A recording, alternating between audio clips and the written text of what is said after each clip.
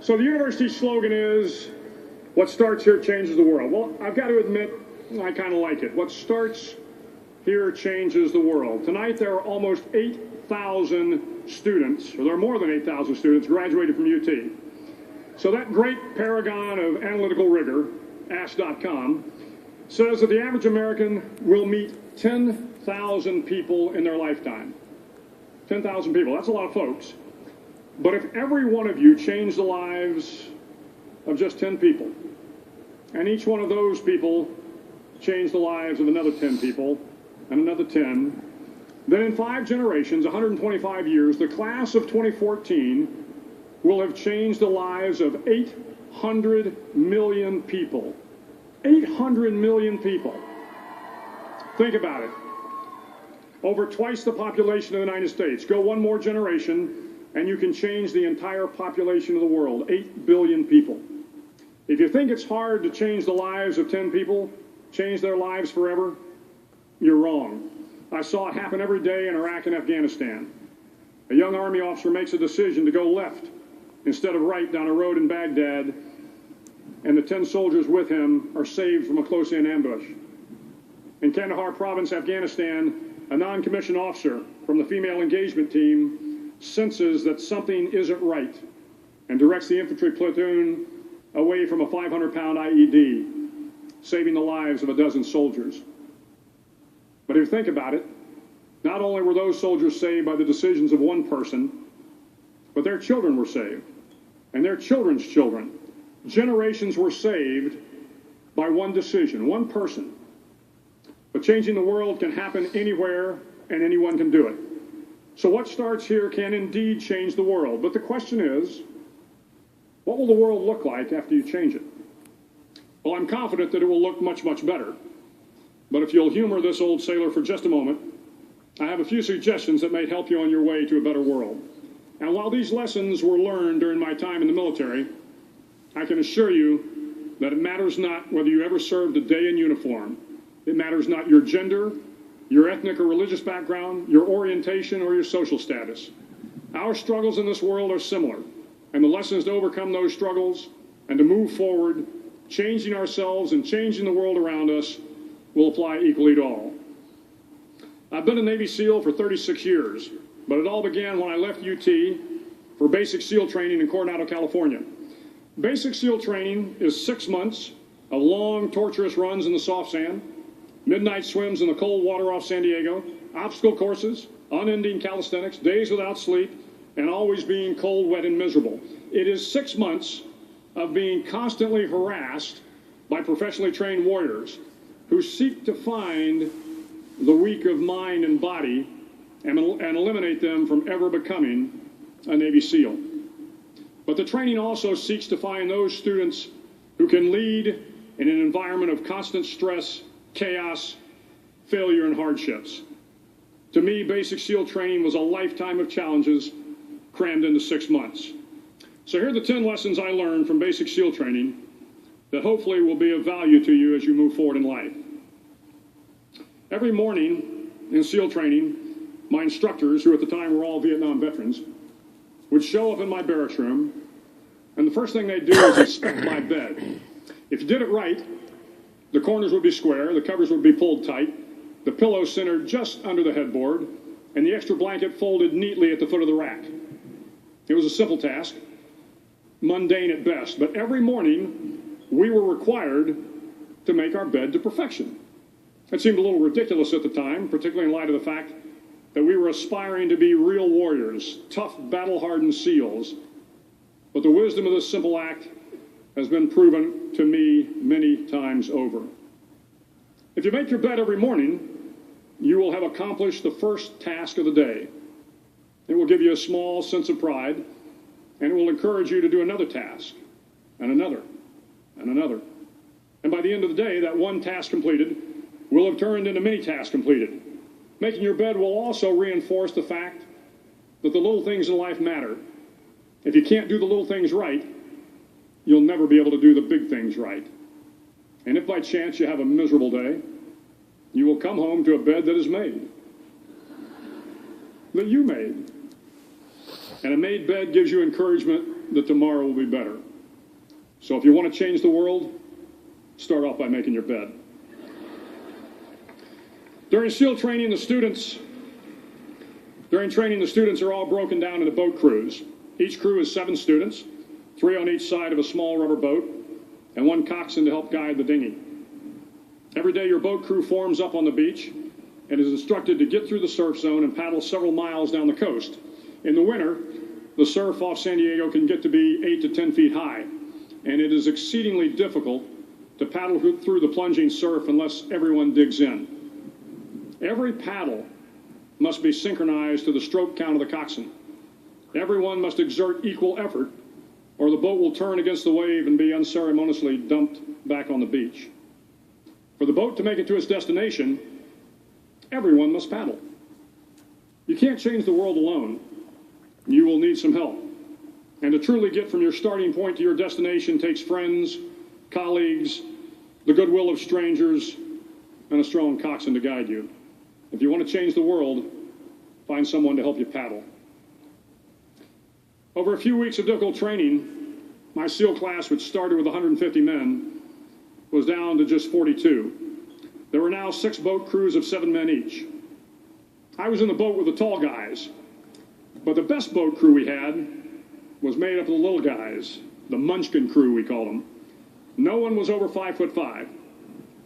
The Munchkin boat crew had 1 American Indian, 1 African American, 1 Polish American, 1 Greek American, 1 Italian American, and 2 tough kids from the Midwest. They out-paddled, outran, and outswam all the other boat crews. The big men in the other boat crews would always make good-natured fun of the tiny little flippers the Munchkins put on their tiny little feet prior to every swim. But somehow these little guys, from every corner of the nation and the world, always had the last laugh, swimming faster than everyone and reaching the shore long before the rest of us. SEAL training was a great equalizer. Nothing mattered but your will to succeed, not your color, not your ethnic background, not your education, not your social status. If you want to change the world, measure a person by the size of their heart, not by the size of their flippers. Several times a week, the instructors would line up the class and do a uniform inspection. It was exceptionally thorough. Your hat had to be perfectly starched, your uniform immaculately pressed, your belt buckle shiny and void of any smudges. But it seemed that no matter how much effort you put into starching your hat or pressing your uniform or polishing your belt buckle, it just wasn't good enough. The instructors would find something wrong.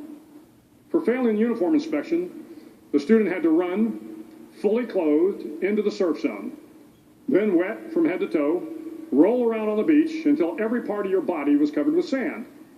The effect was known as a sugar cookie. You stayed in the uniform the rest of the day, cold, wet, and sandy.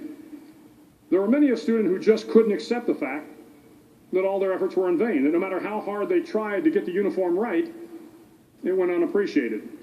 Those students didn't make it through training. Those students didn't understand the purpose of the drill. You were never going to succeed. You were never going to have a perfect uniform. The instructors weren't going to allow it. Sometimes, no matter how well you prepare or how well you perform, you still end up as a sugar cookie. It's just the way life is sometimes. If you want to change the world, get over being a sugar cookie and keep moving forward. Every day during training, you were challenged with multiple physical events, long runs, long swims, obstacle courses, hours of calisthenics, something designed to test your mettle. Every event had standards, times you had to meet. If you failed to meet those times, those standards, your name was posted on a list, and at the end of the day, those on the list were invited to a circus. A circus was 2 hours of additional calisthenics, designed to wear you down, to break your spirit, to force you to quit. No one wanted a circus. A circus meant that for that day, you didn't measure up. A circus meant more fatigue, and more fatigue meant that the following day would be more difficult, and more circuses were likely. But at some time during SEAL training, everyone made the circus list. But an interesting thing happened to those who were constantly on the list. Over time, those students who did 2 hours of extra calisthenics got stronger and stronger.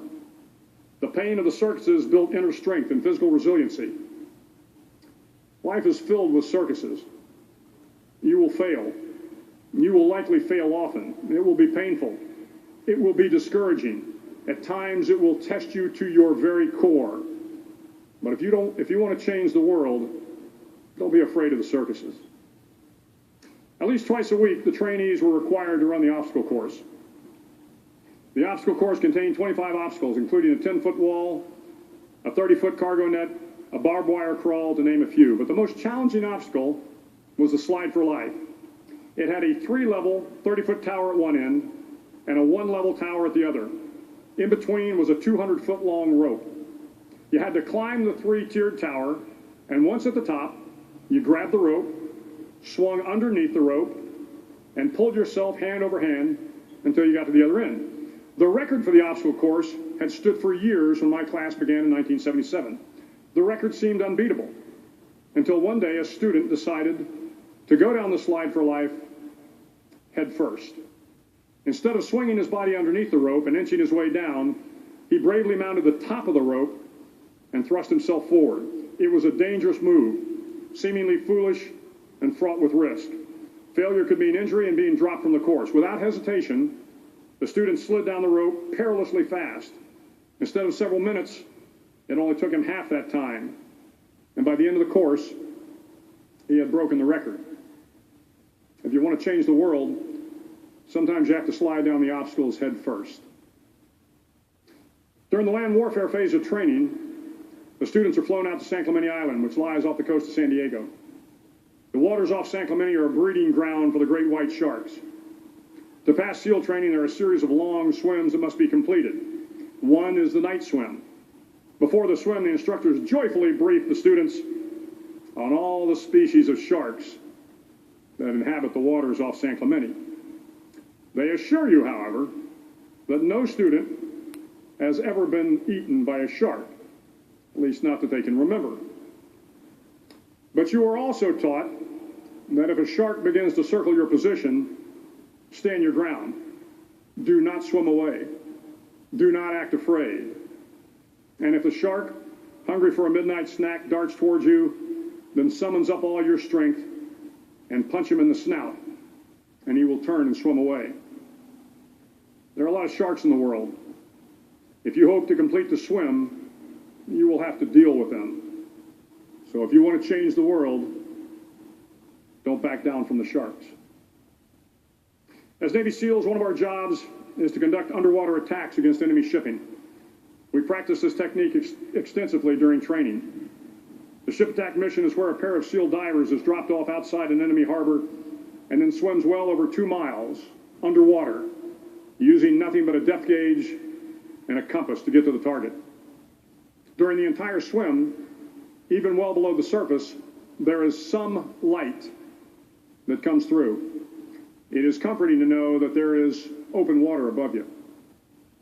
But as you approach the ship, which is tied to a pier, the light begins to fade. The steel structure of the ship blocks the moonlight. It blocks the surrounding street lamps. It blocks all ambient light. To be successful in your mission, you have to swim under the ship and find the keel, the center line, and the deepest part of the ship. This is your objective. But the keel is also the darkest part of the ship, where you cannot see your hand in front of your face, where the noise from the ship's machinery is deafening, and where it gets to be easily disoriented, and you can fail. Every SEAL knows that under the keel, at that darkest moment of the mission, is the time when you need to be calm, when you must be calm, when you must be composed, when all your tactical skills, your physical power, and your inner strength must be brought to bear. If you want to change the world, you must be your very best in the darkest moments. The 9th week of training is referred to as Hell Week. It is 6 days of no sleep, constant physical and mental harassment, and one special day at the Mud Flats. The Mud Flats are an area between San Diego and Tijuana where the water runs off and creates the Tijuana Sloughs, a swampy patch of terrain where the mud will engulf you. It is on Wednesday of Hell Week that you paddle down to the mud flats and spend the next 15 hours trying to survive this freezing cold, the howling wind, and the incessant pressure to quit from the instructors. As the sun began to set that Wednesday evening, my training class, having committed some egregious infraction of the rules, was ordered into the mud. The mud consumed each man till there was nothing visible but our heads. The instructors told us we could leave the mud if only 5 men would quit. Only 5 men, just 5 men, and we could get out of the oppressive cold. Looking around the mud flat, it was apparent that some students were about to give up. It was still over 8 hours till the sun came up. 8 more hours of bone-chilling cold. The chattering teeth and the shivering moans of the trainees were so loud, it was hard to hear anything. And then one voice began to echo through the night. One voice raised in song. The song was terribly out of tune, but sung with great enthusiasm. One voice became 2, and 2 became 3, and before long, everyone in the class was singing. The instructors threatened us with more time in the mud if we kept up the singing, but the singing persisted, and somehow the mud seemed a little warmer, and the wind a little tamer, and the dawn not so far away. If I have learned anything in my time traveling the world, it is the power of hope. The power of one person, a Washington, a Lincoln, King, Mandela, and even a young girl from Pakistan, Malala. One person can change the world by giving people hope. So if you want to change the world, start singing when you're up to your neck in mud. Finally, in SEAL training, there's a bell. A brass bell that hangs in the center of the compound for all the students to see. All you have to do to quit is ring the bell. Ring the bell, and you no longer have to wake up at 5 o'clock. Ring the bell, and you no longer have to be in the freezing cold swims. Ring the bell, and you no longer have to do the runs, the obstacle course, the PT, and you no longer have to endure the hardships of training. All you have to do is ring the bell to get out. If you want to change the world, don't ever, ever ring the bell. To the class of 2014, you are moments away from graduating, moments away from beginning your journey through life, moments away from starting to change the world for the better. It will not be easy, but you are the class of 2014, the class that can affect the lives of 800 million people in the next century. Start each day with a task completed. Find someone to help you through life. Respect everyone. Know that life is not fair and that you will fail often. But if you take some risks, step up when the times are the toughest, face down the bullies, lift up the downtrodden, and never, ever give up. If you do these things, the next generation and the generations that follow will live in a world far better than the one we have today. And what started here will indeed have changed the world for the better. Thank you very much. Hook 'em horns.